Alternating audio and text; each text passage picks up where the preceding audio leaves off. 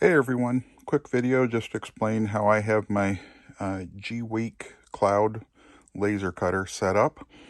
Might help some folks out there. So first of all, for exhaust on the inside,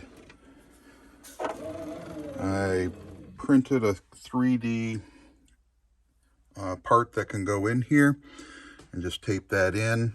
It's potentially not a super tight fitting inside, but that doesn't matter because that's negative vacuum pulling everything out there. I did remove the fan that was here. And then if you follow it from the outside, just the regular 5-inch tube, I did put this in a blast gate to try and stop cold air from outside from getting in. So you can just pull this handle to open it when you want to. I have the inline fan that came with the laser.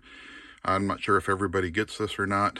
In the past they may not have, but I have it. And then I switched to a 6-inch tube to go outside. I got the AC Infinity because since this is positive pressure up here, I wanted to make sure there was no leaks. I removed the basement window and ended up cutting a custom board out of PVC that fits in tight. So if I ever need to, I can just pop that out and put the other window back in. It just has these hinges right here that are used for that. On the outside, there's just a dryer vent, the 3-flap plastic dryer vent. At one point, I did have an automatic vent like this to close, but I didn't feel like it opened up enough with the pressure that was pushing out, so I removed that. That's where I went to the blast gate instead to keep the outdoor air from getting in. I could have put this up here. I have a 6-inch blast gate, so I don't get the outside air into this, but I decided since blast gates may have a little bit of leakage, I wanted it on the negative side of pressure versus on the positive side because I didn't want to be blowing any of that smoke into the house. So that's for the exhaust. For air assist, I went ahead and removed, in my case, I had a little valve that you could turn right there to adjust the air. I removed that, took this apart, and put in a straight line connector there. And then underneath, I have the California Air system pump. I ended up splitting it so I have air if I want to blow some stuff like out of the machine itself. But then the air from the pump comes up here, goes through a cleaner, get the water out. That's got pressure, so it'll automatically drain if it needs to. And then I put in a flow meter. The reason I put in a flow meter, everyone talks about what PSI you're running at. My understanding is the PSI really doesn't, it matters. It'll change your flow. But if you want to be consistent, we should all be talking about how many liters per minute of flow is coming out. Some people may run at a 100 psi and get very little flow out of the nozzle because they're running it through a whole bunch of small tubing, where other people may have large short tubing that's running up there, and the psi is going to be completely different from them. If we look at flow, that'll help be consistent. So typically if I'm cutting, I'll run between 20 and 25 flow.